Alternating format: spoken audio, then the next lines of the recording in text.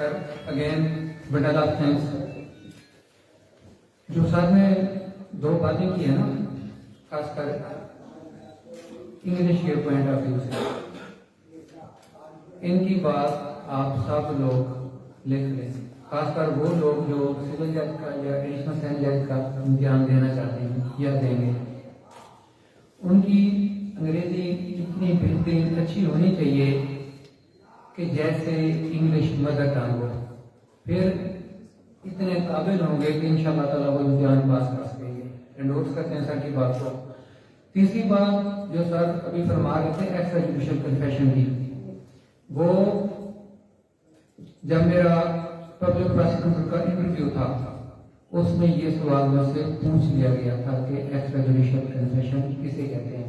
Sir ने 100% दुरुस्त बताया कि एक बासर आदमी हो जिसके सामने मुल्जिम को ये यकीन हो कि ये मेरी जान छुड़वा लेगा, बासर पैसे के हिसाब से हो, मशहूर आदमी हो और उसकी मुस्तगीज पार्टी के साथ इतना अच्छा ताल्लुक होना चाहिए कि मुल्जिम जो इतना बड़ा अगर इंकशाफ कर रहा है तो कल को उसकी जान छूट जाएगी। ये केस है जस्टिस खाजा शरीफ साहब का, मैंने उस वक्त पढ़ा हुआ था, तो जैसे सर ने फरमाया 100% इसी तरह है। अब सर की इजाजत से अगर सर हो तो मैं अपना हिस्सा डाल। सीनियर लोग बैठे हैं, आप लोग बैठे हैं, ये एक लीगल डिस्कशन है सुप्रीम कोर्ट के हुक्म पर, एक नॉलेज एक्सचेंज है। इसकी मैं एक सिंपल सी मिसाल दूंगा कि अल्हम्दुलिल्लाह हम सब लोग मुसलमान हैं। अल्लाह के दीन का फैलाना, जिक्र करना, सुन्नत कुरान पाक का हम सब पर फर्ज है, वाजिब है। कलमा का ये हिस्सा है। दीन तो हर किसी ने पढ़ा है, मजहबी बातें भी हर कोई सुनता रहता है, लेकिन इसका तज़किरा हम लोग सिर्फ इस वजह से करते हैं कि अल्लाह राज़ी हो जाएगा। इसी तरह आज जो हम लीगल डिस्कशन कर रहे हैं ना, आप लोगों को भी इसके बारे में बेहतर पता होगा। मकसद इसका ये है कि हमारा नॉलेज फ्रेश हो जाए। अब जो आप लोगों की स्टेज है, माशाल्लाह सीनियर लोग भी बैठे हुए हैं, इसका मकसद इन लेक्चर्स का जैसे पहले बता चुका हूं, थ्योरी और प्रैक्टिस को इंटरलिंक करना। जो कुछ किताबों में, बुक्स में आप लोगों ने पढ़ा, उस पर अमल दरामद कैसे होना है, कब होना है, किसने करना है। पीपीसी आप लोगों ने पढ़ ली, सीआरपीसी पढ़ ली, सीपीसी पढ़ ली। अब इसकी अमली शक्ल देखनी है, लॉ इन मोशन, कि जो कुछ पढ़ा उसको आंखों से कैसे देखना है, कब देखना है। इसकी एक छोटी सी मिसाल दूंगा। इमाम गजाली रहमतुल्लाह अलैह फरमाते हैं, इल्म के 3 दर्जे होते हैं, अक़साम, इल्मुल यकीन, ऐनुल यकीन और हक़्क़ुल यकीन। जो हक़्क़ुल यकीन होता है वो बेहतरीन इल्म का आखिरी दर्जा होता है। कुरान पाक से मिसाल दूंगा। हज़रत इब्राहीम अलैहिस्सलाम ने अल्लाह पाक से पूछा कि मेरे अल्लाह, क्या तू मौत के बाद जिंदगी भी देगा? तो जवाब आया कि इब्राहीम, परिंदों को इकट्ठा करो, इनका गोश्त बनाओ। उससे बाद अल्लाह के हुक्म से आवाज आई, सब परिंदे उड़ गए। अब आप लोगों ने पढ़ा, आज हमारी ये बैठक है उस इल्मुल यकीन, ऐनुल यकीन को हक़्क़ुल यकीन के दर्जे पर लेके आने के लिए। अब ये एक प्रिंसिपल ऑफ लॉजिक है जो दुनिया के तमाम सब्जेक्ट्स में पढ़ाया जाता है, बाशमूल कानून। प्रिंसिपल ऑफ लॉजिक ये है, what, when, where why, how। अब इसका आवाज आप सब लोगों को ठीक आ रही है क्योंकि मैं कुछ लोगों को देख रहा हूं कि शायद नींद आ रही है, इसलिए मेरी कोशिश है कि ये वक्त हम सब लोगों का मुफीद हो जाए। आज हमारा टॉपिक है criminal trial and it's stages, और आज के इस सेमिनार को, वर्कशॉप को हम एक कहानी की शक्ल में शुरू करने वाले हैं। अगर कोई सवाल हो अभी लिख लें, और जिसको समझ ना आए तो अदब के साथ गुजारिश है, क्योंकि अगर एक को समझ नहीं आ रही तो इसका मतलब है कि बाकी लोग भी शायद नहीं समझ रहे, उसी वक्त पूछ लीजिएगा। वो आप लोगों पर है कि सवाल अभी पूछना है या बाद में। कोशिश करें बाद में पूछ लीजिएगा, अगर इस वक्त भी पूछना हो तो कोई मसला नहीं है। अब जो लफ्ज है ना क्रिमिनल ट्रायल, ट्रायल दो तरह के हैं तकरीबन पूरी दुनिया में, एक है सिविल ट्रायल और एक है क्रिमिनल ट्रायल। जब हम क्रिमिनल ट्रायल की बात करते हैं, ट्रायल का मतलब क्या है? ट्रायल का मतलब है examination of dispute issue. Criminal trial का मफहूम मतलब हम ये समझेंगे कि जो फर्द जुर्म मुल्जिम पर ऐद हुआ, सीआरपीसी में हम लोग पढ़ चुके हैं कि जब अदालत में चालान आ जाता है, अदालत नकूल तकसीम करती है। भाई नकूल है मुल्जिम पर जो इल्जाम है उसकी बाबत डॉक्यूमेंट्स अदालत डिलीवर करती है मुल्जिम को। मकसद होता है कि मुल्जिम को पता लग जाए कि मेरे खिलाफ इल्जाम क्या है। उसके बाद अदालत फर्द जुर्म ऐद करती है। जब फर्द जुर्म ऐद हो गया, क्रिमिनल ट्रायल का आगाज हो गया। अब ये क्रिमिनल ट्रायल कब होता है, क्यों होता है, किन हालात में होता है, कौन करता है, कैसे करता है? क्रिमिनल ट्रायल से पहले हम एक छोटी सी बात समझ लें। अल्लाह रब्बुल इज्जत ने फरमाया है ना कि कुरान पाक में भी मिसालें दी गई हैं, और मिसालों के जरिए समझा हुआ इल्म हमेशा बेहतरीन इल्म होता है, सारी जिंदगी जहन दिमाग में रहता है। अब क्रिमिनल ट्रायल का सिलसिला शुरू हुआ अफेंस से। जुर्म क्या है? एन एक्ट और emission, punishable by law, forbidden by law. अब जुर्म कोई इंसान करता है या जानवर भी कर सकता है। अगर जानवर ने कोई जुर्म किया, एक कुत्ते ने बच्चे को काट लिया, पीपीसी इसका क्या जवाब देता है? किसी इंसान की जायदाद, माल, इज्जत का नुकसान हो जाए, शोहरत का, पाकिस्तान पिनल कोड हरकत में आ जाता है, इसको हम जुर्म कहते हैं। अब जिस शख्स के खिलाफ जुर्म हुआ उसे हम कंप्लेनेंट कहते हैं, मुस्तगीस। मिसाल दे रहा हूं, एक बंदे के सर पर एक बंदे ने लाठी मार दी, बंदूक से फायर कर दिया। अब एक मजलूम आदमी है या किसी की चोरी हो गई, तो कानून की नजर में, पाकिस्तानी कानून की नजर में कंप्लेनेंट है। अब उसको पाकिस्तान के कानून ने हक दिया है कि उसकी हक रसी हो, उसके साथ अदल किया जाए, इंसाफ किया जाए। इसकी बेसिक रूल्स पाकिस्तान कॉन्स्टिट्यूशन से हैं, मुख्तलिफ कवानीन बना लिए गए। इस पर है पाकिस्तान पिनल कोड, हमारा बुनियादी कानून। ये एक सब्सटेंटिव लॉ है। पाकिस्तान पिनल कोड बयान करता है जराइम कि एक जुर्म फलां फलां जराइम हैं, इनके इंग्रेडिएंट्स कौन कौन से हैं, लवाजमात, अगर कौन सी चीजें हों तो जुर्म बनेगा। जिसमें हम थीरीज में पढ़ते हैं एक्टर्सिया, मैंजरिया, क्या इंसान के दिमाग में भी था जो उसने फेल किया है। अब पहले हो गया जुर्म, जुर्म फर्ज किया, इंसान ने किया है। अब जिसके खिलाफ जुर्म हो गया, अब वो क्या करेगा? पाकिस्तानी कानून के मुताबिक वो एफआईआर की कोशिश करेगा। एफआईआर रजिस्टर किसने करनी है? पुलिस ने करनी है, पुलिस की ड्यूटी है। अच्छा, ये कोशिश करें, ये लेक्चर वीडियो भी है इंशाल्लाह ताला, यूट्यूब पर भी चल जाएंगे। अगर लिखने हो तो लिख लें। ये मेरा 15-20 साल तजर्बा है। 2006 से प्रैक्टिकली इस प्रोफेशन में मैं आया, अब तक हूँ।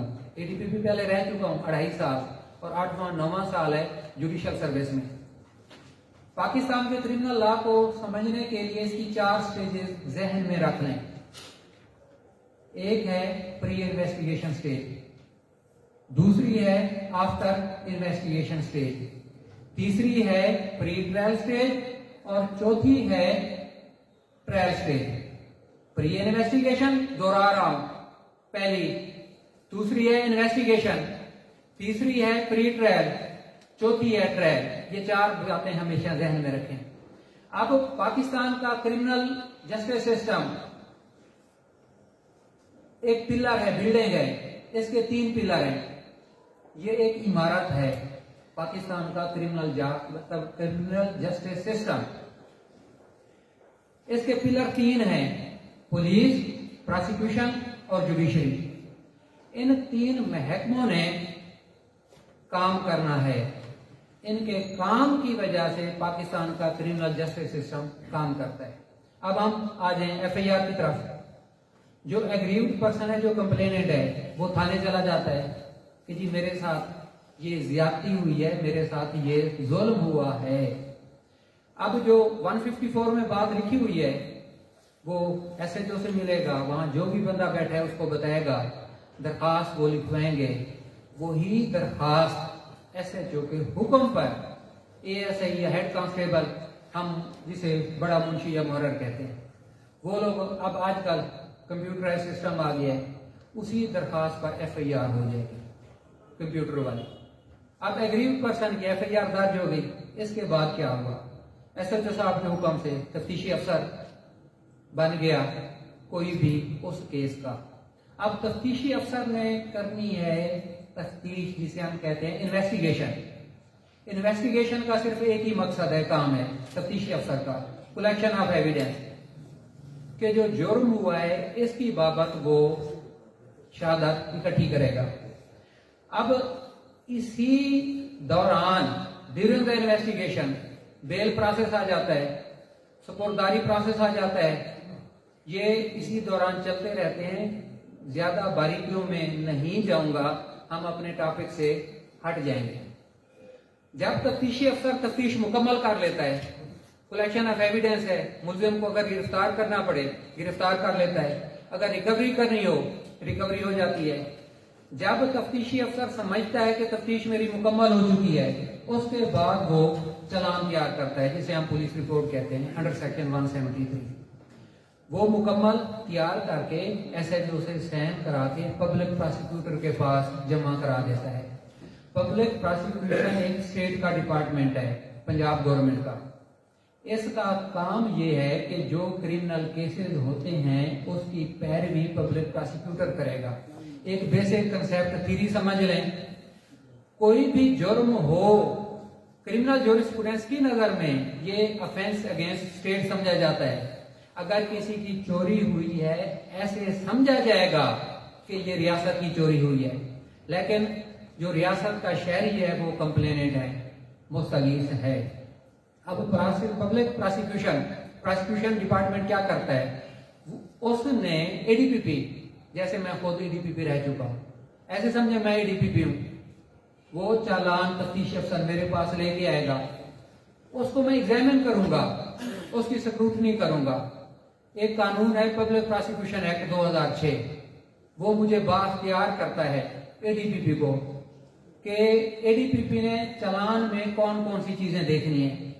मैं समझता हूं कि चालान उसने बेहतरीन मुकम्मल सही तैयार किया है, वो चालान मैं फॉरवर्ड कर देता हूं कंपिटेंट कोर्ट को। अब कंपिटेंट कोर्ट कौन सी है? Magistrate criminal court. अब जो पाकिस्तान का हमारा जुडिशियल सिस्टम है, इसकी हायरार्की भी समझ लें। जुडिशियल मजिस्ट्रेट है, क्रिमिनल कोर्ट। अब मैं सिविल जज भी हूं, जैसे सर फरमा रहे थे, मजिस्ट्रेट भी हूं। फर्ज किया कि मेरे पास पुलिस स्टेशन ए डिवीजन है, ए डिवीजन में ही चोरी हो गई। फर्ज किया किसी एक क्लिनिक की, आपका नाम क्या है? उस्मान साहब हैं, वकील साहब हैं, इनका मोबाइल चोरी हो गया। अब ये थाने गए, एफआईआर करा दी, इन्वेस्टिगेशन हुई, इन्होंने बंदा पकड़वा दिया, तफ्तीश कार्य मुकम्मल, चालान आ गया, थाना वो मेरे पास है, पब्लिक प्रोसिक्यूटर साहब वो चालान मेरी अदालत में जमा करा देंगे। अब चालान के बाद क्या होगा, वो चालान मेरे पास फोटो अप होगा, वो जो मेरी पर्चा पेशी बनती है उसमें उसका अंदराज होगा। अब मैंने चालान को एग्जामिन करना है, देखना है। अगर कभी मौका मिला, जैसे ये भी दर्स और तदरीस का सिलसिला शुरू हुआ है, इंशाल्लाह ताला मैं एक एक चीज को बेहतरीन तरीके से बताने की कोशिश करूंगा। अब चालान के कॉलम्स कितने हैं टोटल? 7 हैं या 8 हैं? अच्छा, जितने भी हैं उसको मैंने अच्छे तरीके से तसल्ली से देखना है बतौर जुडिशियल मजिस्ट्रेट। और यहां पर थोड़ा सा मैं रोक रहा हूं, अगरचे मैं बतौर जुडिशियल मजिस्ट्रेट काम कर रहा हूं अंडर सीआरपीसी, जो क्रिमिनल प्रोसीजर कोड है ना, उसने मुझे बाख्तियार बनाया है ये काम करने का। ठीक है सर, सर इजाजत है, आप अगर चले जाएंगे तो मेरा झाका उतर जाएगा, क्योंकि अब आपका डर है कि अगर मुझे बल बज भी बजे तो अरे होने ना बजे। बहुत मेहरबानी sir, thank you very much. अच्छा, थैंक यू सर।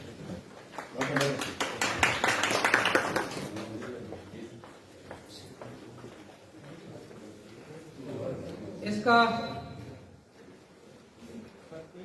नेक्स्ट ये था कि वो चालान आएगा इलाका मजिस्ट्रेट के पास। मिसाल इसलिए दे रहा हूं, मेरे पास आ गया, अब मैंने चालान को एग्जामिन करना है, उसको देखना है कि इन्वेस्टिगेशन रिजल्ट क्या है। उसका जो आखिरी कॉलम होता है ना 7वां, उसमें लिखा होता है मुख्तसर हालात मुकदमा, उसको मैंने पढ़ना है। अब उसमें फर्ज किया ये है कि जैसे वकील साहब कंप्लेनेंट हैं, इन्होंने मुल्जिम नामजद किया था या इनको पता था या एफआईआर में मुल्जिम का नाम था। अगर मुल्जिम गिरफ्तार हुआ और उससे बरामदगी हुई है तो उसका नाम कॉलम नंबर 3 या 4 में होगा। अगर वो अंडर जुडिशियल कस्टडी है, उसकी जमानत अभी तक नहीं हुई, तो वो कॉलम नंबर 4 में होगा।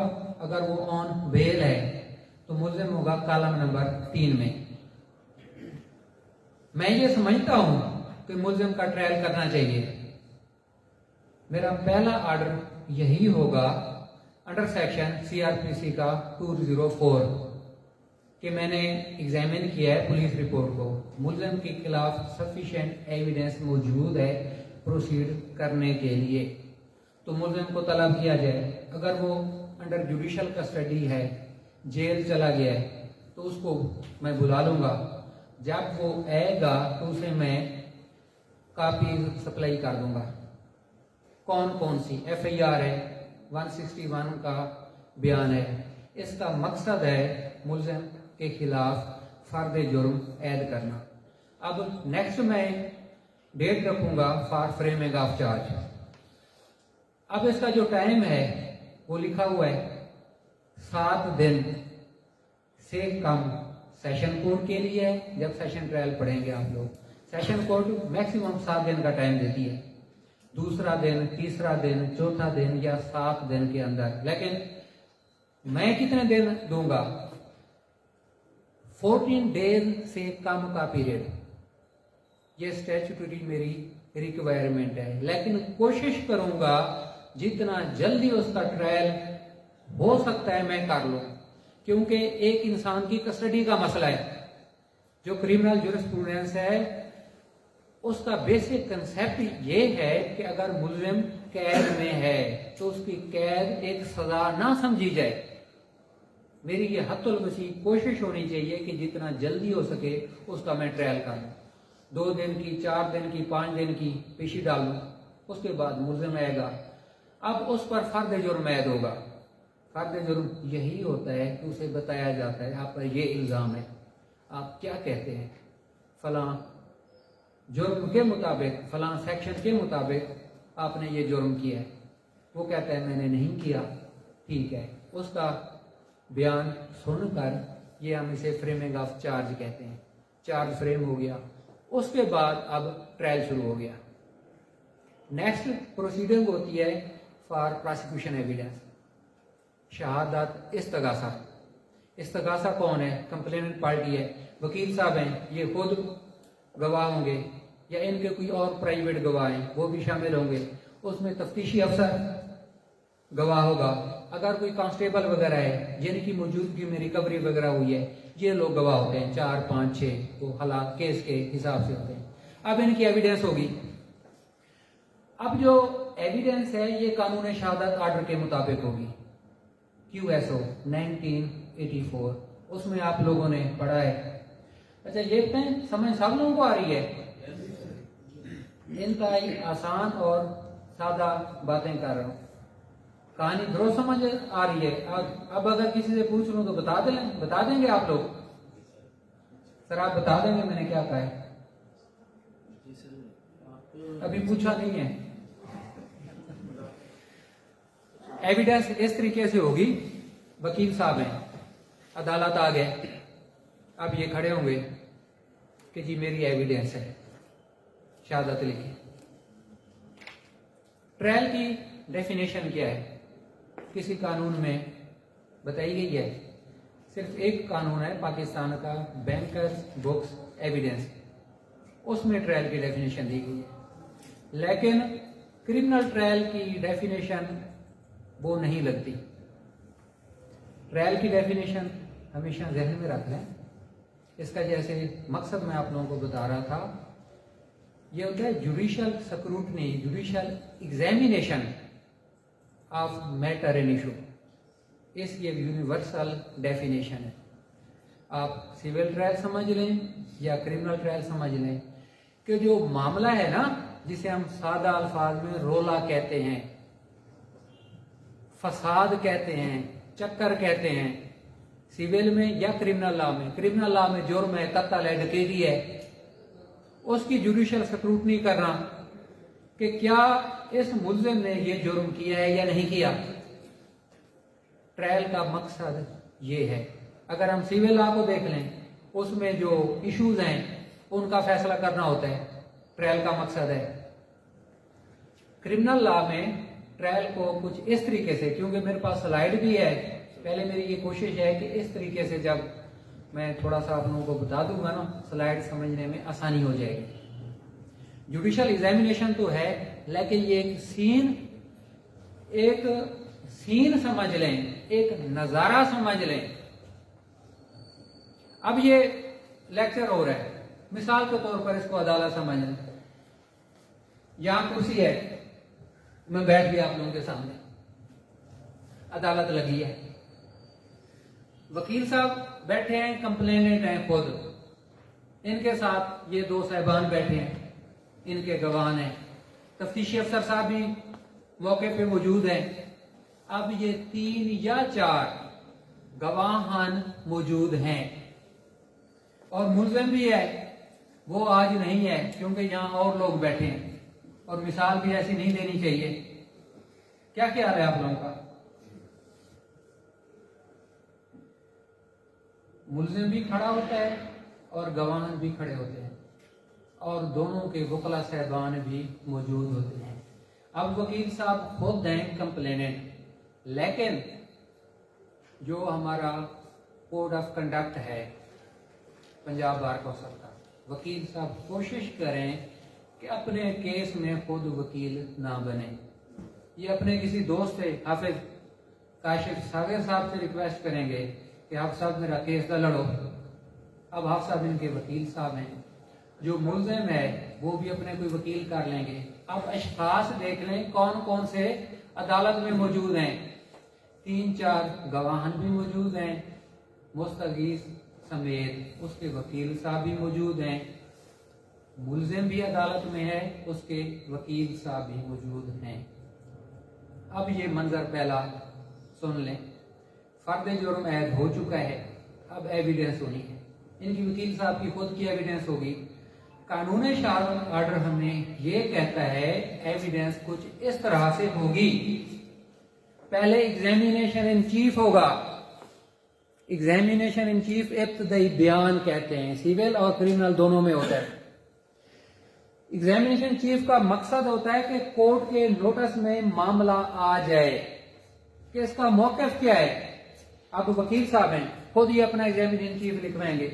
मैं पूछता हूँ वकील साहब बताएं क्या है मामला, यही कहेंगे कि जी मैं फलां जगह का रिहायशी हूँ, तो मैं घर मौजूद था, तो सुबह उठा तो मेरा मोबाइल नहीं था। अपनी FIR की मुकम्मल कहानी ज़बानी बता देंगे। उसके बाद तफ्तीश के का जो प्रोसेस है, रिकवरी के फर्ज के लिए जो गवाह हैं वो भी बता देंगे, और आखिर में यही कहेंगे कि जी मुल्ज़िम को सजा दी जाए। एग्जामिनेशन चीफ आम तौर पर यही होता है। इसमें क्रॉस एग्जामिनेशन और चीज़ है, एग्जामिनेशन इन चीफ और चीज़ है।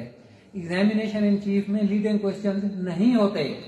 अब हाफिज साहब वकील साहब हैं, ये क्या कहेंगे इनसे वकील साहब से कि वकील साहब बोले आप अपना एग्जामिनेशन चीफ लिखवाएं। अब ये बोल रहे हैं तो हाफिज साहब इनको लुकमा नहीं देंगे। लफ्ज लुकमा गौर से सुन लें हमेशा के लिए। इनको वकील साहब ये नहीं कहेंगे कि आप ये भी कहें, सिवाय इसके कि इनका नाम क्या है, वल्दियत क्या है, रिहायशी कहाँ के हैं। इस तरह के सिर्फ जो इंट्रोडक्टरी तारुफी सवालात हैं, उसके अलावा अब इनका एग्जामिनेशन चीफ मुकम्मल हो गया। कानून है मुल्जिम की मौजूदगी में, मुल्जिम के वकील साहब की मौजूदगी में। अब एग्जामिनेशन चीफ मुकम्मल, अब क्या होगा, नेक्स्ट स्टेप क्रॉस एग्जामिनेशन होगा। इन पर वकील साहब पर जो मुल्जिम के वकील साहब हैं वो इनसे सवाल करेंगे। क्रॉस एग्जामिनेशन का मकसद है सच की तलाश, कि जो मुल्जिम का मौक़िफ़ है, मुल्जिम कहता है मैंने चोरी नहीं की, मुस्तगीस कहता है कि इसी ने चोरी की है, इसी से बरामदगी हुई है, और अदालत ने इस चीज को डिसाइड करना है। क्रॉस एग्जामिनेशन में क्या सवाल होते हैं, पूछेंगे जी वकील साहब कहाँ के रिहायशी हैं, अच्छा जी फलां, कब सोए थे, कब उठे थे, तो आपको कैसे पता चला। जो भी सवालात बनते हैं हालात और वाक़यात के हिसाब से। अब क्रॉस एग्जामिनेशन हो गया। इसी तरह सब गवाहान की एविडेंस होगी। जब एविडेंस मुकम्मल हो जाएगी, पब्लिक प्रोसिक्यूटर साहब मौजूद हैं, ADPP हर क्रिमिनल कोर्ट में मौजूद होते हैं, वो फिर अपनी स्टेटमेंट रिकॉर्ड कराएंगे कि जी शहादत इस्तगासा मुकम्मल हो चुकी है। अब नेक्स्ट स्टेज होती है प्रोसीजर के हिसाब से मुल्जिम की शहादत। मुल्जिम की शहादत को कुछ इस हिसाब से कहना चाहता हूं, स्टेटमेंट ऑफ द अक्यूज्ड। ये सेक्शन है 342 CRPC। इसे सादा अल्फाज में हम ये कहते हैं कि examination of the accused, dialogue of the accused with the court. मैं मुल्जिम से पूछता हूं कि क्यों ये पर्चा हुआ आप पर, क्या वजह है, गवाहान आपके खिलाफ क्यों हैं, ये रिकवरी क्यों हुई है, इसका आप जवाब क्या देते हैं। मुल्जिम जो जवाब देगा, लेकिन प्रोसीजर और कानून अब ये है कि जो मुल्जिम के वकील साहब हैं वो 342 की स्टेटमेंट लिख के हमें दे देते हैं। हम उन्हें क्वेश्चन बता देते हैं, वो उसका जवाब दे देते हैं, या हम उनसे पूछ लेते हैं, मुल्जिम जवाब दे देता है। अब मुल्जिम से यह भी कहा जाता है कि आपके पास या आपने कोई शहादत देनी है, एविडेंस, कोई अपना गवाह पेश करना है, तो मुल्जिम अगर अपना गवाह पेश करना चाहे तो उसको मौका दिया जाता है, या वो खुद गवाह बनना चाहता है, कानून में ये भी है, वो ऑन ओथ रहेगा, उस पर फिर कंप्लेनेंट पार्टी क्रॉस एग्जामिनेशन करेगी। जब शहादतें दोनों साइड से मुकम्मल हो गई, फिर मुल्जिम के वकील साहब कहते हैं कि जी अगर वो अपनी शहादत पेश करना चाहते हैं या करते हैं तो पेश कर दी। उसके बाद वो अपना बयान दे देते हैं कि जी हमारी बस यही शहादत है। उसके बाद केस आ जाता है फाइनल आर्गूमेंट्स पर। फाइनल आर्गूमेंट्स कैसे होते हैं, कंप्लेनेंट जो कौंसल हैं वो अपनी बहस करेंगे, अपना case A to Z plead करेंगे, अदालत को बताएंगे कि ये फैक्ट्स हैं, ये मुल्जिम ने वाकई चोरी की थी, इसको सजा दी जाए, कानूनी हवाला, शहादत का हवाला, हर चीज़। उसके बाद जो मुल्जिम के वकील साहब हैं वो फाइनल आर्गूमेंट्स करेंगे। फाइनल आर्गूमेंट्स के बाद केस का फैसला हो जाएगा। केस का फैसला कन्विक्शन या एक्विटल की शक्ल में होगा। मुलजिम बरी हो जाएगा या सजा हो जाएगा। अगर सजा हो जाएगा तो उसको उसी वक्त जुडिशल कस्टडी में ले लेंगे और जेल में भेज देंगे। वो अपनी सजा पूरी करेगा। उसके बाद उसके पास कानूनी हक है अपील करने का। अगर बरी हो गया है तो मुस्तगीस के पास हक है अपील अगेंस्ट एक्विटल करने का। अब ये था हमारा आज का topic, criminal trial and it's stages. वो मैंने कोशिश की है फेल बदी इस वक्त मौके पर एक कहानी छोटी सी बना ली और अदालत भी बना ली, कोशिश की और आप लोगों को बता दिया। अब इसके साथ जो थोड़ा सा मेरे पास मटेरियल था या जो चीजें मैंने लिखी हुई थी वो कोशिश कर रहा हूँ कि एक शॉर्ट बता दूं। वक्त भी काफी हो चुका है और आप लोगों की चेहरों से थकावट भी नजर आ रही है। अब जैसे शुरू में बता रहा था ना मैं कि 5 W's और 1 H, इसको हमेशा जहन में रखिएगा। अब देखना ये ट्रायल का मकसद क्या है। जुडिशल एग्जामिनेशन है कि क्या वाकई जुर्म हुआ है या नहीं हुआ, या इसने किया है या नहीं किया। इस बात का सारा तयन है। कब होना है वो बता दिया, ऑन फ्रेमिंग ऑफ चार्ज। कौन करता है, हमेशा अदालत करती है। अगर केस ट्रायबल भाई मजिस्ट्रियल कोर्ट है तो मजिस्ट्रेट करेगा, क्रिमिनल कोर्ट। अगर केस ट्रायबल भाई कोर्ट ऑफ सेशन है तो सेशन कोर्ट इसका ट्रायल करेगी। और ट्रायल कैसे होगा वो प्रोसीजर आप लोगों को बता दिया है कि ये प्रोसीजर फॉलो होगा। और ट्रायल कहाँ होगा, वो हमेशा अदालत में होता है। अदालत हमारी कचहरी मौजूद है और जेल ट्रायल भी होता है। ये बात भी सुन लें, जो मुल्जमान हीनियस होते हैं जिनको सजाए मौत हो चुकी है उनके कुछ केसेस पेंडिंग होते हैं, तो कानून का तकाजा ये है कि उनका भी ट्रायल किया जाए। तो फिर Punjab government home department honourable high court को रिक्वेस्ट करते हैं। ऑनरेबल हाई कोर्ट फिर मुतलका डिस्ट्रिक्ट के ये सहन जज साहब को एक अमाद जारी करते हैं कि जी जेल ट्रायल फला मुल्जमान का किया जाए। मैंने खुद किया है। जब मेरी पोस्टिंग चिश्तिया में थी तो मैं भावलपुर आता था। अदालत की मिसाल दे रहा हूँ ना, एक तो रूटीन में जो तहसील और डिस्ट्रिक्ट हेडक्वार्टर में है, अदरवाइज वो हो गई। और बाकी हालात वाकयात हैं कि अगर गवर्नमेंट कहीं अदालत बना दे तो वहां भी ये प्रोसीडेंट हो सकती हैं। अब ये लास्ट ये कहूंगा, सारी बातें अभी बताने का कि आप लोग अभी इतनी मेहनत कर रहे हैं, खुदा करे मजीद लेक्चर्स में बेहतरी है, हुस्न है। सिर्फ एक क्लियर बात जो honourable supreme court of Pakistan और HEC ने कही है, जो अभी बातें बताई हैं या लेक्चर रिकॉर्ड हो रहा है, इसको गौर से सुन लीजिएगा, समझ लीजिएगा। बुक्स के हवाले से इसको तलाश कीजिएगा। फवायद इसमें काफ़ी सारे हैं। अगर आप लोग खुदा करें दुआएं ना, रब्बे शराह ली सदरी यस्सिर ली अमरी वाहलुल उक़दतम मिन लिसानी यफ़क़हू क़ौली, कि मेरे अल्लाह मेरा सीना कुशादा कर दे, मेरा काम आसान हो जाए, मेरी बात समझ आ जाए। कि अल्लाह रब्बुल इज़्ज़त आप सब लोगों का सीना कुशादा करें, हक सच के साथ चलें।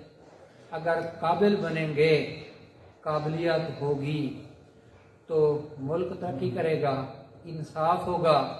जो पाकिस्तान कॉन्स्टिट्यूशन की रूह है, एक कॉम्पिटेंट बार होगी। अब ये आज का मकसद एक कॉम्पिटेंट बार भी है, जिसकी एक अपनी इंटेग्रिटी होगी, जिसको कानून पे ग्रिप होगी। इसके साथ साथ जो मेरे अल्लाह रब्बुल इज़्ज़त का एक निज़ाम है रोजगार का। दुनिया की तहकीक अब इस वक्त यहाँ तक पहुँच चुकी है, अमेरिका, कनाडा, बरतानिया, इंडिया, ईरान, रूस, कि वो experimental learning during the period of LLB सिखा देते हैं अपने लॉ स्टूडेंट को। और वो अब अमेरिका में जूरिस्ट डॉक्टर कहा जाता है लॉ ग्रेजुएट को। हर मुल्क का एक अपना हिसाब है।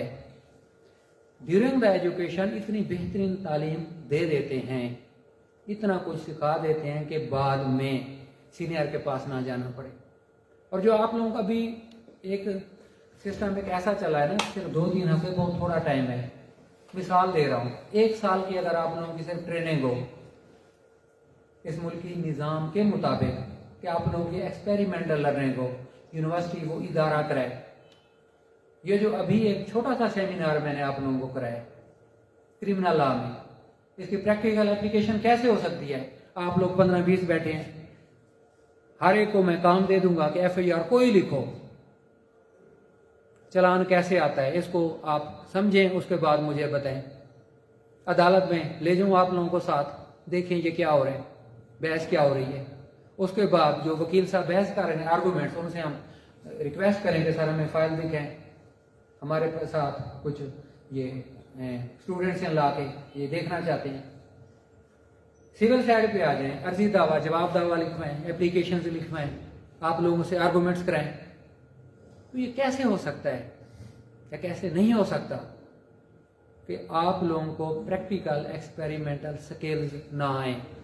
और मेरा तो ये हक़ुल यकीन है कि अगर इस तरीके से आप लोगों की ट्रेनिंग करा ली जाए, लाइसेंस बनने के बाद इंशाअल्लाह ताला आप लोग सीनियर के पास नहीं जाएंगे। और दूसरी जो इंग्लिश की मैं बात कर रहा था, जनरल नॉलेज की बात कर रहा था, अगर इदारा आप लोगों पर इतनी तवज्जो दे कि अंग्रेजी की बेहतरीन कराएं प्रैक्टिस, सबका कम्युनिकेशन लेक्चर्स इंग्लिश में कराएं, रिटर्न बेहतरीन प्रैक्टिस कराएं, तो ये 2 साल का एक मुल्की कानून है, आप लोग वक्त गुजारें।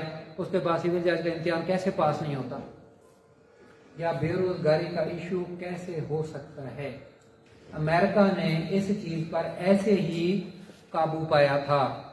अमेरिका में वोकेशनल लीगल एजुकेशन, जिसे क्लिनिकल लीगल एजुकेशन कहा जाता है, और ये दोनों अल्फाज का मतलब एक ही है, क्लिनिकल और वोकेशनल का।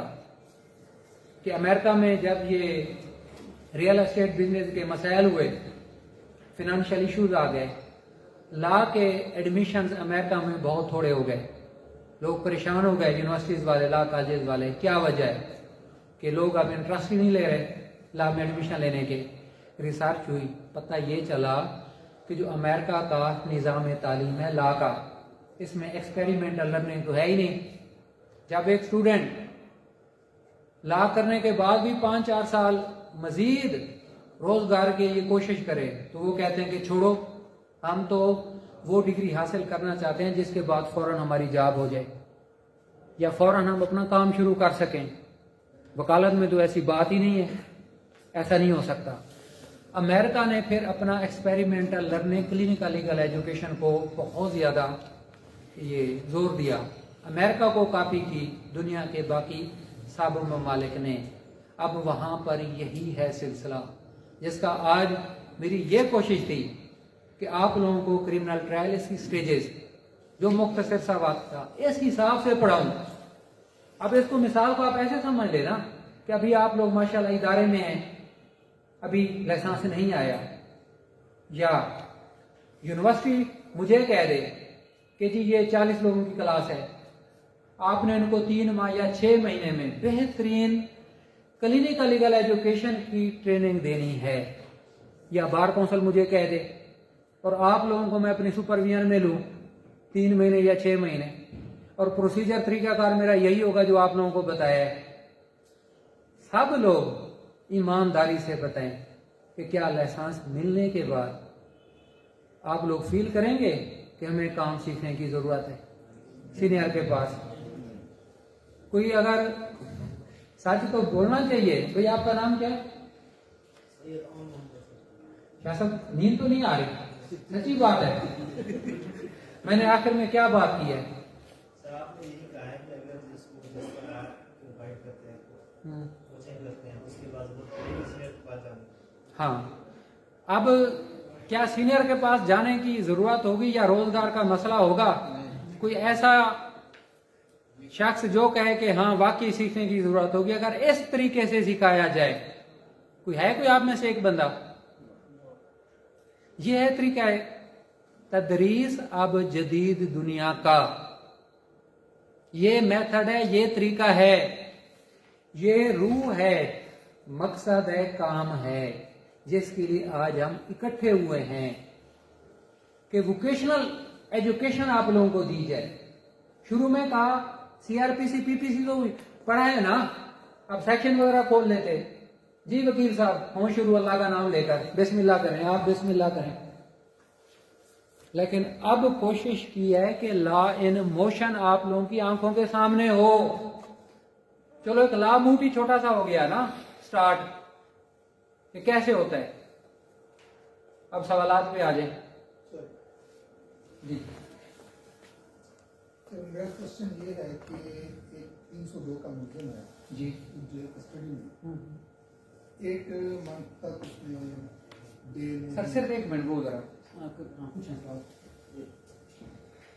8 मंथ तक उसने बेल मूव नहीं की। फर्दर इंक्वायरी केस था, पुलिस ने उसको लिख दिया कि ये बेगुनाह है, फिर इन्वेस्टिगेशन दोबारा वो हो रही है उसको। अब अगर वो बेल स्टेज अभी आ रही है, बेल पे आना चाह रहा है, चालान अभी कोर्ट में सबमिट नहीं हुआ, तो क्या बेल स्टेज पे उसका ट्रायल में वो स्टिट्यूटरी पीरियड काउंट होगा या वो बेल का उस वक्त उसका राइट बनता है या नहीं बनता? आपका सवाल मुकम्मल हो गया? इसी बैठे। Very good question. आप सब लोगों को समझ आया इनका सवाल क्या है भला? ईमानदारी से बताइएगा, सिर्फ ये गुजारिश है। वकील साहब का सवाल ये है जो मुझे समझ आया है। ईमानदारी इसलिए कह रहा हूं कि हिजाब की जरूरत नहीं है, हेजिटेशन की जरूरत नहीं है। हज़रत इकराम का कौल है जो जितना पूछेगा वो इतना पाएगा। हम सब स्टूडेंट हैं, शायद इनका सवाल ये है। वकील साहब से मैं दोबारा रिक्वेस्ट करूंगा अगर करनी पड़ी कि क्या इनका सवाल मुझे समझ आया। अगर समझ आया तो उसका ये जवाब है, अगर नहीं आया तो वकील साहब मजीद उसे एक्सप्लेन करेंगे। सर का सवाल ये है, मुल्ज़िम है 302 का, उस पर इल्जाम है और वो जेल में है। पहली बात तो यह है कि मुल्ज़िम जेल उस वक्त जाता है जब वो जुडिशल हो जाता है। इलाका मजिस्ट्रेट साहब ने उसका हुक्म किया होता है कि इसका रिमांड पीरियड मुकम्मल हो चुका है फिजिकल का, तब इसे जेल भेजा जाए, इसका चालान आने वाला है। लेकिन केस के हालात ऐसे हो जाते हैं, मुस्लिम पार्टी या मुस्तगीस पार्टी दरखास्त दे देती है पुलिस को कि इसकी इन्वेस्टिगेशन चेंज करें। ये हालात और वाक़यात ऐसे आ गए हैं कि मजीद तफ्तीश की जाए। अब ये हालात चल रहे हैं। अब क्वेश्चन ये पैदा होता है कि उसकी बेल अप्लाई करनी है, जमानत, और जमानत को पाकिस्तान का कानून डील करता है सेक्शन 497 सीआरपीसी। उसमें टाइम ड्यूरेशन दिया गया है कि अगर मुल्ज़िम है सजाए मौत का, उम्र कैद का, अगर वो इतना अरसा जेल में रहा है तो उसकी जमानत मंजूर की जाए। इतना अरसा अगर जेल में है उसकी जमानत मंजूर की जाए। ये जो अल्फाज है ना, इतना अरसा और जमानत मंजूर की जाए, इसको हम नाम देते हैं स्टैट्यूटरी पीरियड का। कि क्या वो हकदार बन सकता है स्टैट्यूटरी पीरियड में जमानत का। अब गुजारिश ये है, जब मुल्ज़िम, मैं अपनी बात करता हूं, उस मुल्ज़िम को मैंने जुडिशल किया है। जब भी मैं जुडिशल मुल्ज़िम को करने का ऑर्डर करता हूं ना, साथ ही तफ्तीशी अफसर को हुक्म जारी करता हूं कि इसका चालान आइंदा अदालत, आइंदा तारीख को मेरे सामने पेश किया जाए मुल्ज़िम के साथ। जिस दिन ही मैंने उसको जुडिशल किया, मुलजिम फर्ज किया, मैंने 5 दिन की डेट डाली, 7 दिन की। 7 दिन के बाद मुलजिम मेरे पास आया तो मैंने तफ्तीशी अफसर को बुला लिया कि इसका चालान कहाँ है। फर्ज किया उसका चालान आ गया, क्योंकि ये केस है ट्रायबल कोर्ट ऑफ सेशन, मैं ये चालान ऑनरेबल सेशन कोर्ट में भेज दूंगा।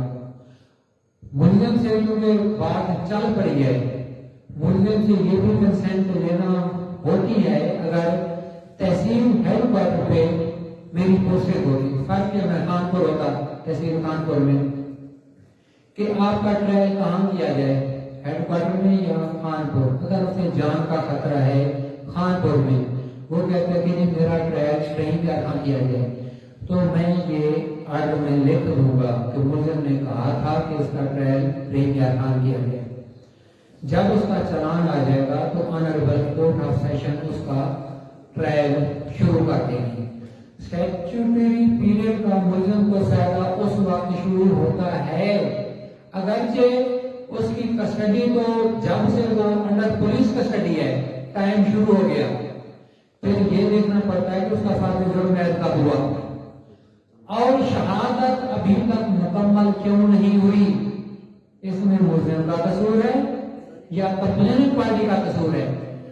वो बेल फर्ज क्या मेरे पास है, मैं कोर्ट ऑफ सेशन हूं, ये सारी चीजें मैं देखूंगा कि अभी तक इसकी शहादत मुकम्मल क्यों नहीं हुई, क्या वजह है, मुलजिम का कसूर है या मुस्तगीस पार्टी का, स्टैट्यूटरी पीरियड क्या मुकम्मल बन रहा है।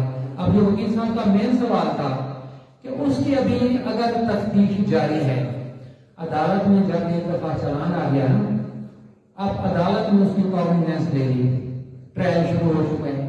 अब अदालत को इस बात से सरोकार नहीं है कि इसकी मजीद तफ्तीश जारी है या इन्वेस्टिगेशन चेंज हो गई है। हाँ, ये होता है इन मौकों पर मुलजिम या मुस्तगीस पार्टी अदालत को दरखास्त दे देती है कि सर अभी शहादत नहीं है, हमारी मजीद इन्वेस्टिगेशन चल रही है, हमें कुछ टाइम दे दें। इस पर फिर मुल्की कानून में मुख्तलिफ हालात वाक़यात हैं, ऑनरेबल हाई कोर्ट में पार्टी चली जाती है कि ये फिर ट्रायल रोका जाए, तफ्तीश चल रही है। तो ये हालात वाक़यात का है। वकील साहब के अब सवाल का मुकम्मल जवाब इख्तिसार के साथ, अगर मैं समझता हूँ कि उसकी डेट बनती है स्टैट्यूटरी ग्राउंड्स पर, कंप्लेनेंट पार्टी गवाही नहीं पेश करी जानबूझकर, तो जब सारे हालात वाक़यात मेरे सामने यहाँ हो जाएंगे तो मैं उसकी जमानत ग्रांट कर दूंगा स्टैट्यूटरी पीरियड पर। क्या वकील साहब मैंने कोशिश की है आपको आंसर करने की आपके क्वेश्चन की? जी, नेक्स्ट सवाल बताएं। एक और क्वेश्चन सर, एक इलाका मजिस्ट्रेट साहब इलाके के मजिस्ट्रेट होते हैं, उसमें उनकी जुरिस्डिक्शन होती है। अब उस जुरिस्डिक्शन में एक क्राइम हो जाता है कि एक FIR लॉन्च होती है, उसमें मकतूल जो है उसकी डेथ हो जाती है रेस्क्यू 122 की गाड़ी के अंदर। अब हमें उसकी करंट रिपोर्ट चाहिए कि आया कि वो गाड़ी में डेथ हुई है, हॉस्पिटल डेथ हुई है या मौके से उन्होंने डेड बॉडी उठाई। उसके लिए हम एप्लीकेशन मूव करते हैं इलाका मजिस्ट्रेट जैसा। तो वो जो एप्लीकेशन हम मूव करते हैं वो किस सेक्शन कानून और अगर जैसा उसको अलाउ करते हैं तो वो किस हैसियत से या किस उसकी वजह से वो अलाउ करते हैं सेक्शन की वजह से, ये चीजें कंफर्म करते हैं। बाजू का कुछ जैसा है वो अलाउ कर देते हैं, बाजू का जैसा कहते हैं नहीं करते। हालांकि उनको जो अलाउ हुई होती है उनकी कॉपी भी पेश करते हैं लेकिन कहते नहीं मैं नहीं करता। ये क्या रीजन? आपका सवाल मुकम्मल हो गया, पीछे वकील साहब का सवाल ये है, मिसाल ये दिए, फर्ज किया एक बंदे को फैर लगा या डंडा सोटा लगा, वो जख्मी हालत में है, उसके लवाहिकीन ने डबल 1 डबल 2 ये इमरजेंसी हेल्थ सर्विस है, गवर्नमेंट का इदारा है, इसको कॉल की। अब ये इदारा आ गया, इनकी एम्बुलेंस आ गई, उस जख्मी शख्स को उस एम्बुलेंस के अंदर रख दिया गया कि अस्पताल में, कि उसे अस्पताल में ले जाया जाए इसके इलाज के लिए। मीनवाइल उस बंदे की डेथ हो गई। मिसाल को सादा बात को ऐसे मिसाल दूंगा, रहीम यार खान शहर का वाकया है, पुलिस स्टेशन मेरे पास है। अब जो 112 के अंदर बंदे की हुई है डेथ, 1112 ले जाएगी अस्पताल में, वहां डॉक्टर शहबान कहेंगे कि इसकी तो डेथ हो गई है, इसे वर्षा ले जाएंगे। अब वर्षा का ये मौक़िफ़ है कि इसकी डेथ हुई है एम्बुलेंस में, हमारे पास कोई कानूनी सबूत आ जाए। अब 1112 वालों का एक अपना प्रोसीजर है, तरीकाकार। उनको काली गाड़ी पर उन्होंने पेशेंट को अटेंड किया। अटेंड करने के बाद जो भी हालात और वाक़यात है वो डॉक्यूमेंट्स बना देते। अब 112 का ऑफिस भी मेरे थाने की हदूद में है, थाना भी एक डिवीजन मेरे पास है। दरखास्त में मेरे पास आ गई कि सर इस बंदे की डेथ हुई है, 1112 वालों से कहें कि हमें रिकॉर्ड दे। कौन सा कानून है? अब गुजारिश ये है, जो मजिस्ट्रेट का रोल है ना,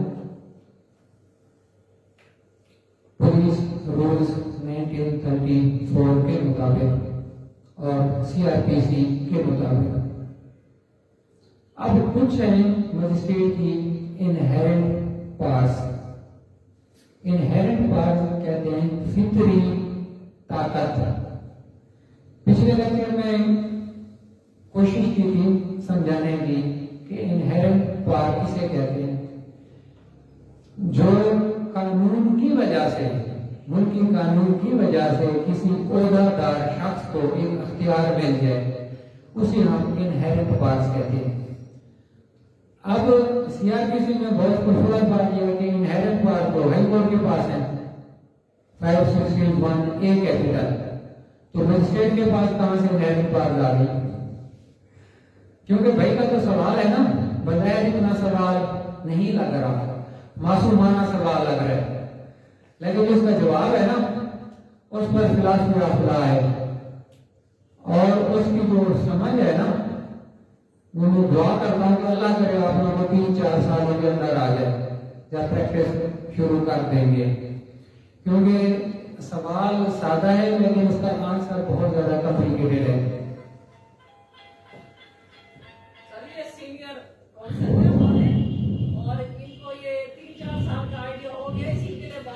एक लाख है, देख रहे हैं पर्सोना डेजिग्नेटर, पर्सोना डेजिग्नेटर। अभी उसका मतलब देख लीजिएगा। मैं बतौर मजिस्ट्रेट काम करता हूं क्रिमिनल कोर्ट में और बतौर पर्सोना डेजिग्नेटर भी। जब मैं बतौर पर्सोना डेजिग्नेटर काम करता हूं उस वक्त मैं सीआरपीसी की डोमेन से निकल जाता हूं। मैं एक ऐसा अख्तियार इस्तेमाल करता हूं जो इनहेरेंट है मेरे पास, वो मुझे पुलिस रूल्स ने दिए हैं और सीआरपीसी का सेक्शन है 190 और 173 क्लास 3। अब पाकिस्तान का इस वक्त तक का ये कानून एस्टैब्लिश हो चुका है कि इलाका मजिस्ट्रेट ने पुलिस स्टेशन को सुपरवाइज करना है, रेगुलेट करना है। उसका रोल एक एडवाइजरी है, सुपरविजन भी करनी है और एडवाइजरी भी करनी है, लेकिन महकमा जात दो है, एक है जुडिशरी और एक है पुलिस। मैंने अपने अख्तियार में भी रहना है कि मैं क्या अपने अख्तियार से बाहर तो नहीं कर रहा? और दूसरा पर निगाह भी रखनी है कि क्या थाने का काम एक आदमी को लाभ चल रहा है या नहीं चल रहा।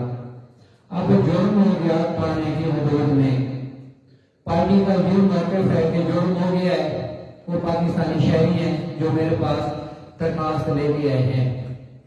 अब जब वो दरखास्त में लिखेंगे ना, मैं दरखास्त पढ़ूंगा कि ये तो शहर का वाक़या है, इस थाने की हदूद का है और इनको ये शक है कि बंदा कत्ल हुआ है। जब मैं पढ़ूंगा शक है बंदा कत्ल हुआ है, और जब मेरे ये यकीन में बात आ जाएगी कि ये हुक्म भी किसी थाने का है। अब ये पार्टी डायरेक्टली जाती है डबल 1 डबल 2 वालों के पास, वो इन्हें नहीं देते कातिल कि जी अदालत के हुक्म से हम देंगे, तो वो मेरे पास आ जाते हैं। तो फिर मैं लिख देता हूँ ये मैं इनहेरेंट पावर्स एक्सरसाइज कर रहा हूँ और ये इनहेरेंट पावर मुझे कानून ने दी है और ये ताकत मैं उस वक्त इस्तेमाल कर रहा हूँ जब इसकी एक्सप्रेस प्रोविजन नहीं है। एक्सप्रेस प्रोविजन CRPC में नहीं है, ना ही किसी और कानून में ये प्रोविजन मौजूद है, लेकिन एक सिस्टम को रेगुलेट करने के लिए मैं ये काम कर रहा हूँ। तो इस कानून के ताबे, और मजीद इसको आप देख लेंगे ना, इस वक्त मेरे इल्म में नहीं है बल्कि एक रिसर्च क्वेश्चन है आप लोगों के लिए। जिस कानून के ताबे डबल 1 डबल 2 बना, उस कानून में क्या कोई ऐसा सेक्शन मौजूद है कि अगर कोई पार्टी इनकी प्रोसीडिंग लेना चाहती है तो उसका तरीकाकार क्या है? क्या वहीं तो नहीं लिखा हुआ कि मजिस्ट्रेट देगा? फिर थाने से मुतल्लिका बहुत सारे काम रेगुलेट करने के लिए हम करते रहते हैं। इनहेरेंट पावर की सिर्फ एक सिंपल मिसाल दूंगा।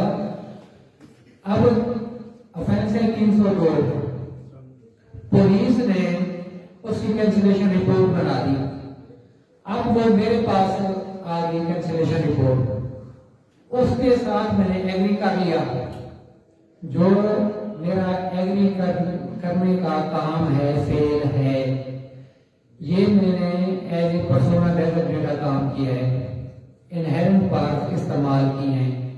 अब इसके खिलाफ जो रेमेडी है ना कंप्लेनेंट पार्टी के पास, वो ऑनरेबल हाई कोर्ट में रिट पिटीशन है या 561A कॉन्स्टिट्यूशन 199, या अगर वो CRPC में जाते हैं तो 561A कैपिटल। क्रिमिनल कोड की डोमेन से मैं बाहर आ गया। क्या रफीक साहब ठीक है? आपकी कितनी है प्रैक्टिस? कब लाइसेंस मिला था? तो मैडम आप क्यों कह रही है कि सर ये वैसे जॉब कर रहे हैं, ये हमारे सीनियर भाई हैं। क्या नाम है आपका? नाम आपका क्या है? अकील भक्त साहब। अगर ये सीनियर कौंसल साहब भी है ना, मेरे पास भी बीट यूनियन रहा है तकरीबन 1.5 साल, इनको मैंने कभी नहीं देखा। अगर कभी देखा हो तो शायद मैं भूल गया हूँ। आप मेरे पास पेश होते हैं? पता है क्या, फिर इल्म का है ना, मुझे खुशी भी है वकील साहब की। मकसद यह है कि अब जो हमारी बातें हुई हैं, एक मुहब्ब वतन समझ लें, एक अच्छा मुसलमान समझ लें। अल्लाह रब्बुल इज्जत ने फिर के हलाल का कहा है ना, कोशिश करें। तो अंबिया ने भी कोशिश की है, अंबिया ने कोशिश भी की है और काम भी किया है फिर के हलाल का। तो इस तरह ने भी किया, आप लोगों से मैं बार बार गुजारिश कर रहा हूँ। दूसरा, जब कानून में काबिलियत कर लेंगे, काबिल हो जाएंगे, तो ये हम पाकिस्तानी होने का बेहतरीन सबूत दे रहे हैं कि अल्हम्दुलिल्लाह हम वो नेशन है जो कैद के असूलों पर अमल करने की कोशिश कर रहे हैं, कैद के फरामीन पर। वही ये पॉलिटिकल डिस्कशन है जो बहुत बड़ा तकाजा है आज के दौर का। Next question. अच्छा, ये तकरीबन सेशन एंडिंग होने वाला है। लेकिन काशिफ साहब का कोई सवाल है तो सर बिस्मिल्लाह करें। सर जियोलॉजी क्वेश्चन सर ये है कि हमारा जो रीजन है इसमें हम ऑलमोस्ट पाकिस्तान पूरे में सर ड्यूटी से FIR मुकदमा चल रहे होते हैं सर। अब एक बंदा मुफ्त में उस पर FIR हुई है बकरी चोरी का या कोई और इस तरह का मोबाइल स्नैचिंग का व्हाट्सएप लड़ाई झगड़े का झूठा सच्चा कब्जे का मोडेस्टी के हवाले से पर्चा हो जाता है सर। वो बेचारा जमानतें कराता है काफी अर्सा कोशिश तो करता है कि वो डिस्चार्ज हो जाए लेकिन अगर इस स्टेज पर नहीं पहुंच पाता और मुकदमा चलता रहता है सर तो उस टाइम मैं बतौर वकील डिफेंस ऑफिसर मैं अपने क्लाइंट को वहां से बरी भी कराना है और वहां से जो कंप्लेंट है उसके खिलाफ प्रोसीडिंग भी इनिशिएट अगर करना चाहूँ तो उसके लिए क्या रहनुमाई होगी जनाब की तरफ से सर? आपका सवाल मुकम्मल हो गया है। इनका ये सवाल है कि अगर पुलिस गलत FIR देती है चोरी की या किसी दीगर जुर्म की और FIR की भी मुख्तलिफ रीजन होती हैं, सियासी पर्चे काफी मशहूर हैं। अब इस क्वेश्चन का आंसर करने के लिए पहले आप लोगों से गुजारिश है कि आप लोग मुझे जज ना समझें, इस पर ऐसे समझें कि मैं आप लोगों का पुलिस एक वकील हूं। हम 20-30 दोस्त बैठे हैं, एक गपशप हो रही है मुल्की कानूनी निजाम पर। काशिफ साहब जो मेरा ये 15-20 साल का तजर्बा है बतौर पाकिस्तानी देहाती शहरी, जो हालात वाक़यात पर बड़ी गहरी निगाह रखकर मैंने देखा कि पुलिस ने खामखा बगैर किसी वजह के किसी पर FIR की है।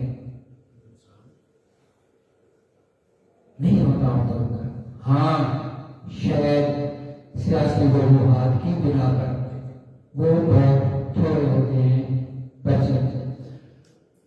निजाम में तब्दीलियां काफी आ रही हैं, शायद 15-20-30 साल पहले ऐसा होता हो, लेकिन अब पुलिस का जो चेक एंड बैलेंस सिस्टम है वो बहुत ताकतवर है, अमूमन ऐसा नहीं होता। लेकिन आपका सवाल है ना कि क्या करें। हर कानून में, हर इदारे में हर चीज का हल है। अगर कोई पार्टी समझती है ना कि तफ्तीशी ने गलत FIR दिए, गलत पर्चा दिए, तो DPO डिस्ट्रिक्ट पुलिस ऑफिसर बेहतरीन फोरम है, आप उसको एप्लीकेशन में और DPO साहबान अमूमन जो मेरा तजुर्बा ईमानदारी से, बाकी मेरा अल्लाह जानता है, मेरिट पे फैसला करते हैं, वो किसी प्रेशर दबाव में नहीं आते। और इसी झूठी FIR पर काफी सारे तफ्तीशी अफसरान को झूठी FIR पर और झूठी रिकवरी पर मैंने डिसमिसल भी देखी है और उनकी ये जो प्रमोशन से बिलो से ऊपर आ जाते हैं, डीमोशन से कहते हैं प्रमोशन पर। अगर सब इंस्पेक्टर है ASI बनते देखे, ASI से शायद कांस्टेबल भी बनते देखे और उन पर पर्चे होते हुए भी देखे DPO के आर्डर से। अगर फर्ज किया DPO साहब नहीं करते, RPO के पास चले जाए, DIG के पास चले जाए, IG के पास चले जाए।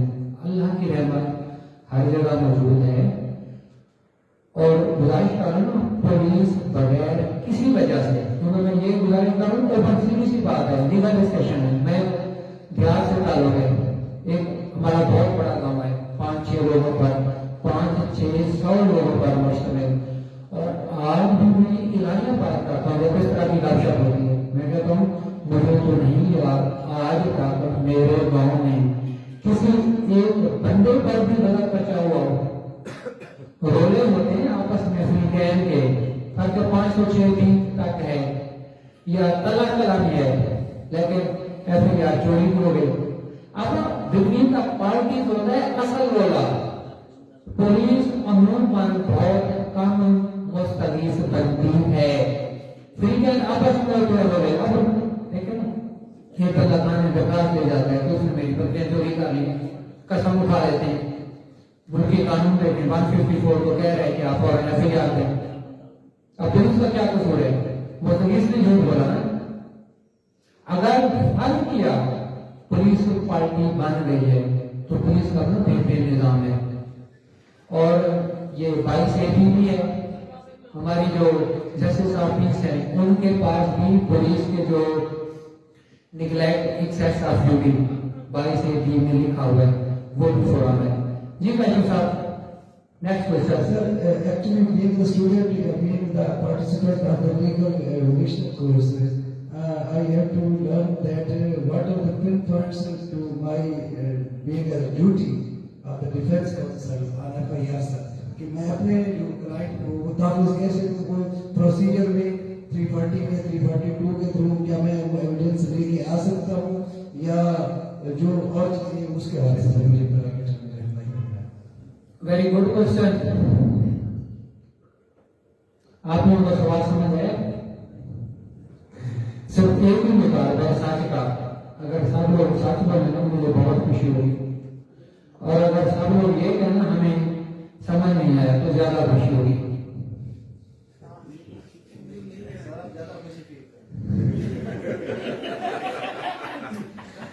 बहुत शुक्रिया। वही करेंगे सर, आप ज्यादा खुशी महसूस करेंगे। सर काशिफ साहब का ये सवाल है कि जब प्रोसिक्यूशन एविडेंस कंप्लीट हो चुकी है, 342 की स्टेज आ गई है, सेक्शन 342 की, अब अक्यूज का डायरेक्ट डायलॉग होना है कोर्ट के साथ। मिसाल दे रहा हूं आपको, प्रोसिक्यूशन एविडेंस क्लोज हो गई, मैं कंप्लेनेंट और एडीपी साहब से कहता हूँ कि आप लोग ये जाएं, मुलजिम सामने खड़ा है अकेला, मैं कहता हूँ हाँ जी बताइए क्या मामला है, क्या चक्कर है, ये सारा कुछ क्यों हुआ है, या उसके वकील साहब के साथ खड़े होते हैं। अब इनका सवाल ये है कि सर मेरी जिम्मेदारी क्या है, मैं एक अपना फैसला शुदा क्रिमिनल केस की सच्ची मिसाल दूंगा। जब मैं कानपुर में पोस्टेड था, वहां था 489F का ट्रायल मेरे पास। जब 342 की स्टेज आई तो मुझे कहा कि सर 2 गवाह मैं पेश करना चाहता हूँ अपनी सफाई में, तो मुझे गवाह पेश करने का मौका दिया जाए। उसके वकील साहब ने भी कह दिया, मैंने दरखास्त मंजूर कर ली।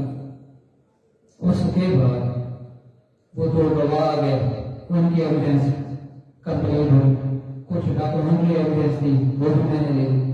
जब फैसला किया तो बंदा बरी हो गया। अब जो मुझे लगा ना एग्जामिनेशन ऑफ विटनेसेस, वो लोग सच्चे गवाह थे, दोनों बुजुर्ग थे, बारिश थे माशाल्लाह बुरे। अब ये बात नहीं है कि मैंने उनकी सुसाइड डायरियां देख ली और बुजुर्ग भी देखकर, नहीं वो जब होता है ना, वो तजर्बे से ना बहुत समझदार हो चुका होता है। हम बोलते नहीं हैं लेकिन हमारी आंखें बहुत कुछ बोल रही होती हैं और बहुत सवालों के जवाब वसूल भी कर रही होती हैं। तो कोर्ट को जब तो इतना बोला ना समझेंगे, वो बोलता नहीं है तो क्या आपसे समझ में नहीं आ रही, तो वो फिटनेस बाकी मौके के लगे थे और हकायक वैसे ही थे जो उन्होंने बयान किए थे।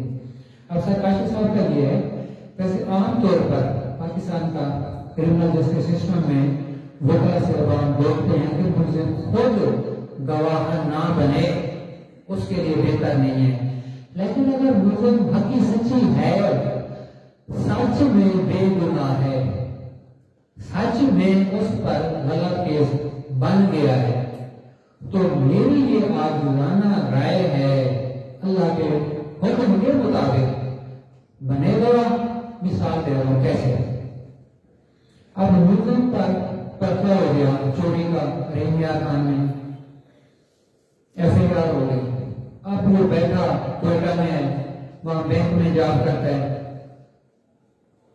बैंक मुलाजिम कैमरा होते हैं, मुकम्मल 100% वीडियो प्रूफ है मुलजिम का कि ये कोयटा था उस दिन, उस वक्त, उस तारीख को FIR हो गई। तफ्तीशी अफसर साहब ने बुला लिया उसको गिरफ्तार कर लिया, फर्ज किया, रिकवरी भी उससे हो गई।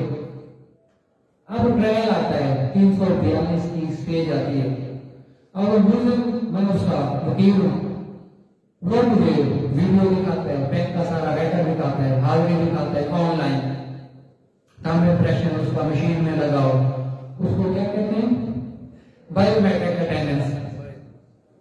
मैं तो कहूंगा कि आप अपने बनो गवाह ऑन और आईएनजी मुदई साहब और मुदई के वकील साहब करें इन पर जरा। चीफ मैं ये भी कहूंगा कि उस दिन मैं कोयटा बैंक में था, ये मेरा वीडियो सबूत है, ये मेरी हाजिरी है, दिन तारीख वक्त तो करें। अब आप लोग खुद ही बताएं उस केस का क्या नतीजा निकलेगा, क्या इन हालात में गवाह बनना चाहिए नहीं बनना चाहिए। काशिफ साहब और सवाल सही कोई सेक्शन ऐड करवाना चाहें, जैसे कोई क्राइम होता है एफआईआर में। हाँ, इसका तरीका तो ये है कि भाई इस बात पूछा है कि एफआईआर हो गई, अब कंप्लेंट पार्टी ये समझती है कि फरमान जुर्म भी बनता है, पुलिस ने वो नहीं लिखा एफआईआर में। इसका क्या तरीकाकार है? इसका तरीकाकार ये है कि जो दरखास्त है ना, क्योंकि इसमें जुर्म तो लिखे नहीं होते, वो पुलिस ने लिखना होता है आखिर में कि मुस्तगीज की दरखास्त से मंदरजा ऑफेंसिव या ये जराइम बनते हैं। अब फर्क क्या, जैसे भाई बता रहे हैं कि मुस्तगीज के साथ हुई है डकैती या रॉबरी या 382 कि जबरदस्ती कोई चीज छीन लेना असले के जोर पर, लेकिन पुलिस ने सिर्फ चोरी का जोर ऐड किया है, बाकी नहीं किया। इसका क्या तरीका है? इसके लिए एसएचओ को दरखास्त दे दें, डीएसपी साहब को दरखास्त दे दें, डीपीओ साहब को दरखास्त दे दें। क्या वो उसकी जब तफ्तीश चलेगी ना मजीद, पुलिस को खुद भी एडिशन ऑफ ऑफेंस कर देती है। जब अगर पुलिस नहीं करती, आपने अफसरान बारा को दरखास्त दी, उसके बाद क्या होता है, जब पब्लिक प्रोसिक्यूटर के पास चालान आया उसको भी दरखास्त दे सकते हैं पब्लिक प्रोसिक्यूटर को कि सर मेरे ये जुर्म बने, पुलिस ने ये नहीं लगाए। पब्लिक प्रोसिक्यूटर भी कर सकता है, अदालत में भी दरखास्त दे सकते हैं जब फ्रेमिंग ऑफ चार्ज होता है कि सर ये है from the contents of FIR और गवाह के बयान की मौजूदगी में ये जुर्म बन रहा है, लेकिन पुलिस ने लिखा ही नहीं, सादे जुर्म में ये लिखे, मैं तो लिख देता हूँ, साबित करना है ना कंप्लेनेंट ने। इससे क्या होता है, at the time of evidence देखा जाएगा क्या हुआ। सर मेरा जवाब तसल्ली बख्श है। सर मेरा एक सवाल है, ट्रायल एमनेशिया जो है उसको आप बता दें, उसके जो है अपना ग्राउंड्स जो है, और क्या ये सिर्फ एब्सेंस जो है अक्यूज्ड की वो ट्रायल पर भी है या बेल स्टेज पर भी उसकी एब्सेंस जो है वो कोर्ट उसको अलाउ कर सकती है? मैडम साहब का बड़ा बेहतरीन सवाल है। ट्रायल इन एब्सेंशिया, जब मौजूद ना हो तो उसका ट्रायल कैसे होगा? अब की सूरत हाल 2-3 है। पहली बात क्लियर कर लें, अगर मुल्ज़िम के वकील साहब मौजूद हैं, मुल्ज़िम नहीं है और मुल्ज़िम के वकील साहब एतराज नहीं करते, कहते हैं ठीक है जी सर मैं मौजूद हूँ, तो एविडेंस कराए प्रोसिक्यूशन में क्रॉस एग्जामिन भी करूँगा, कोई मसला नहीं है। ये ट्रायल इन एब्सेंशिया नहीं है। ट्रायल इन एब्सेंशिया और उसकी सजा, मैडम साहब ऐसे आपको पूछा है, सीआरपीसी में, पीपीसी में ट्रायल है ही नहीं। एक ऐसे मुल्ज़िम का जो ना हो, ट्रायल नहीं है। पहली बात, इसको गौर से सुने कि शायद मेरी बात कोई गलत हो, शायद मैं गलत बात बता रहा हूँ, इस वजह से आप लोगों को थोड़ा एक्टिव करने के लिए कि थोड़ा सा अगर कोई नींद वाली सवारी है तो वो भी एक्टिव हो जाए। कोई भाई सो तो नहीं रहा, भला मैं खुद उठा लूंगा, देख रहे हैं।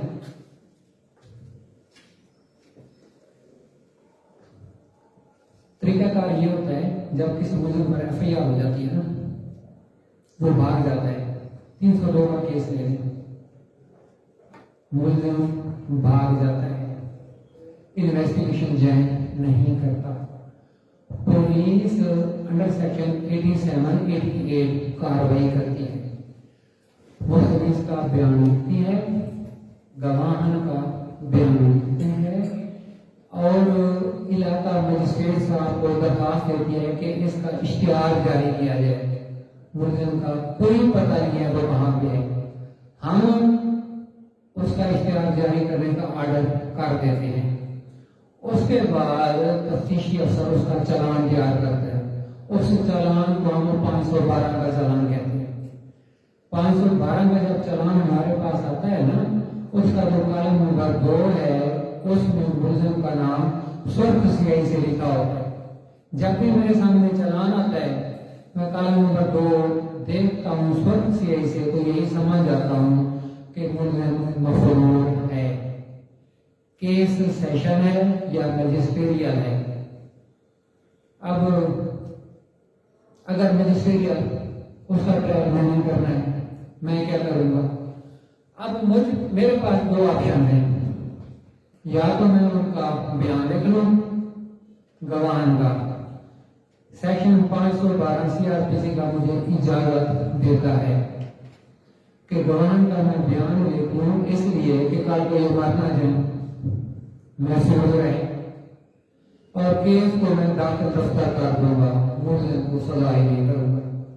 कोर्ट ऑफ सेशन भी ऐसे करेगी। लेकिन अब असल बात मैडम साहबा के जवाब की तरफ, सवाल की तरफ, हमारे जो न्यायिक ला आपको पता नहीं है या नहीं है, किसी दौर में नैब में ये था कि अगर मुलजिम भाग गया है जानबूझकर, उसे पता है, तो उसे सजा हो सकती है। अगर नैब कोर्ट में नेशनल अकाउंटेबिलिटी ब्यूरो ने उसे सजा दी भी है इन अब्सेंशिया, तो वो आगे हाई कोर्ट में चैलेंज कर देता है, सुप्रीम कोर्ट में मैटर चला जाता है, तो उसकी कन्विक्शन सेटिस्फाइड हो जाती है ऑन मेरिट, कोशिश की जाती है कि उसका ट्रायल हो जाए। अब मैडम साहब का सवाल से एक बेहतरीन अच्छी मैं आप लोगों को सवाल बताऊं, सुप्रीम कोर्ट का केस है, जैसे मैं बता रहा हूँ 302 का केस था, मुलजिम मफरूर हो गया, मजिस्ट्रेट ने ये KPA या कोयटा का केस था, मजिस्ट्रेट साहब ने गवाह के बयान लिख दिए और मुलजिम को इश्तिहारी कर दिया, फाइल कंजाइन कर दिया। 10 साल बाद, 20 साल बाद, 25 साल बाद मुलजमान पकड़े, एक मुलजिम था या ज्यादा गवाह मार चुके थे। जब ट्रायल कोर्ट ऑफ सेशन में आया कि जी मुलजिम गिरफ्तार है, तो इसका ट्रायल किया जाए, गवाह मौजूद नहीं थे, जरा क्या हुई, खैर कोई एविडेंस जो भी थी अगर थी कलमबंद हुई, मुलजिम को सजा हुई सेशन 2 से, मुलजिम ने अपील की, हाई कोर्ट ने अपील खारिज कर दी, सुप्रीम कोर्ट ने भी खारिज कर दी। सिर्फ एक बात लिखी कि ये इतना अरसा नहीं आया, गवाह नहीं है। ये फिलॉसफी ऑफ लॉ है, ये काफी डिबेटेबल बात बन जाती है, लेकिन ऐसा हुआ था, ऐसा होता है। मैडम साहब आ गया मुकम्मल समझ सवाल जवाब? बिल्कुल सर, इस तरह से मैंने इसमें भी बात की थी कि जो जमानत की स्टेज है सर, उस पे भी कर दें, क्योंकि अगले दिन बात यही चल रही थी जब बेल के था लेक्चर, तो वो बेल में के एब्सेंस हो वगैरह की, उसको क्या उसकी बेल जो है वो दे सकती है कोर्ट, ये था। और ये तो ट्रायल का जो था वो थोड़ा क्लियर दोनों हो जाए। बेल मुझे उस वक्त अप्लाई करता है प्री अरेस्ट बेल, जब वो मौजूद हो, अदालत में आ जाए कि मुझे जमानत दी जाए, प्री अरेस्ट बेल हम कहते हैं इसे। प्री अरेस्ट बेल पूरा सेशन का अख्तियार है, हाई कोर्ट का अख्तियार है, लेकिन खास हालात में सुप्रीम कोर्ट भी चले जाते हैं। वो खास हालात अपने हालात वाक़यात हैं पाकिस्तान में, जैसे ये कराची का था, पुलिस ऑफिसर थे, अब जो मेरा सभा का सवाल है ना, मुलजिम अगर गिरफ्तार हो गया बाद में, पहले बहुत अरसा एबसेंट रहा, इस पर बड़ी अदालतों का ये व्यू है, अदालत ने ये देखना होता है कि क्या ये अगर फरार हुआ है खौफ से हुआ है या हकी सच्ची है, दो चीजें, फिर उस केस के हालात क्या देखे जाते हैं, लेकिन बज़ाहिर चीज उसके खिलाफ जाती है।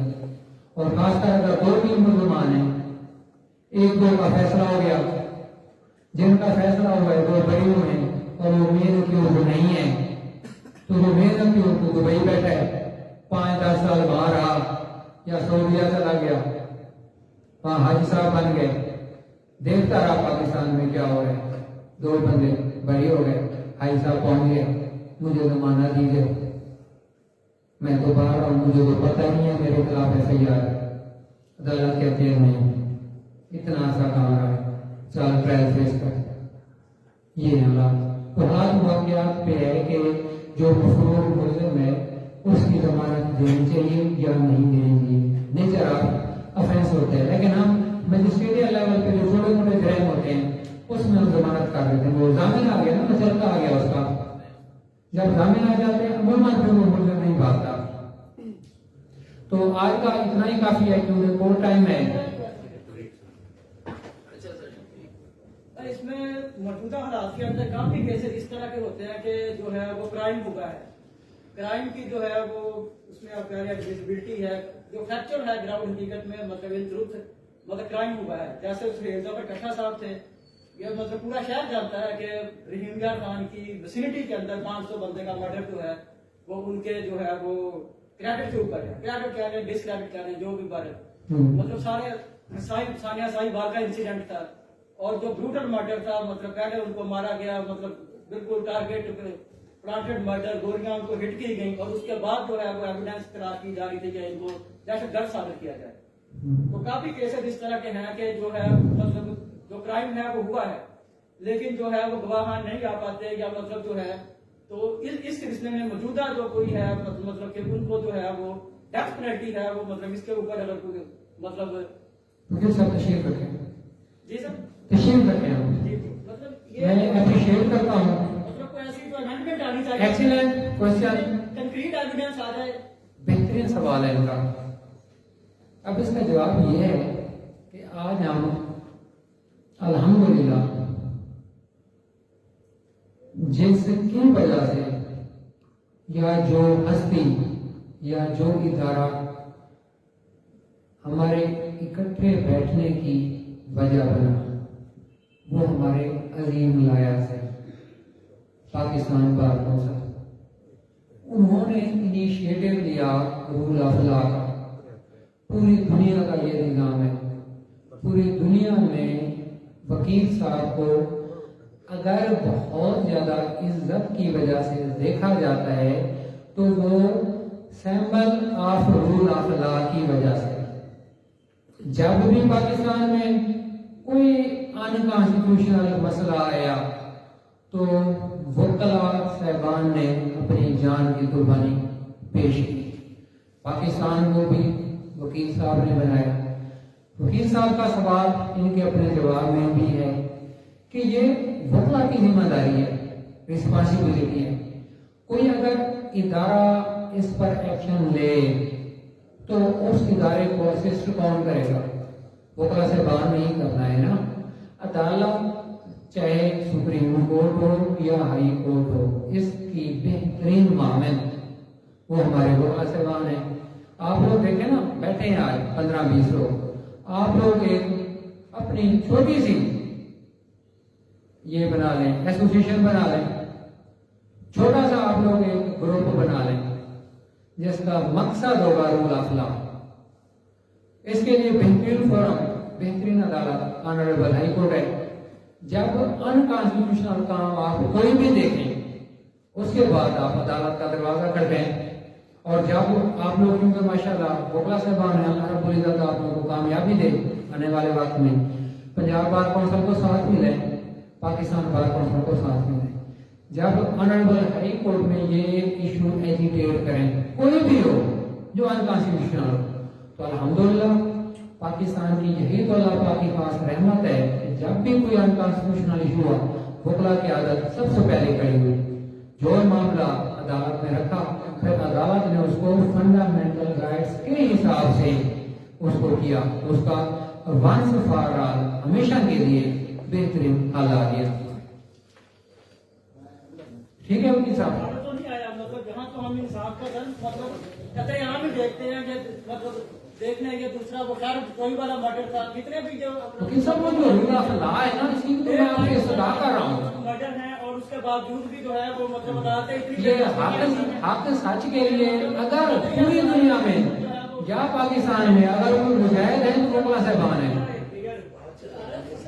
पूछना चाह रहे थे कि वोकेशनल सिलसिले से जी जी ये सर कब से स्टार्ट होगा, जैसे आपने फरमाया कि सर वो आपसे रिक्वेस्ट थी, क्वेश्चन नहीं था। जैसे आप शुरू दिन से कह रहे हैं कि प्रैक्टिकल और क्लिनिकल होना चाहिए, तो हम लोग यही आके फिर वही लेक्चर सुनते हैं। तो आप कहते हैं कि मुझे कोई सुपीरियर वे से या तो कहा जाता या इस तरह होता तो मैं इसको आ सकता। अगर नहीं कहा जा सकता तो हम तो नहीं करवा सकते।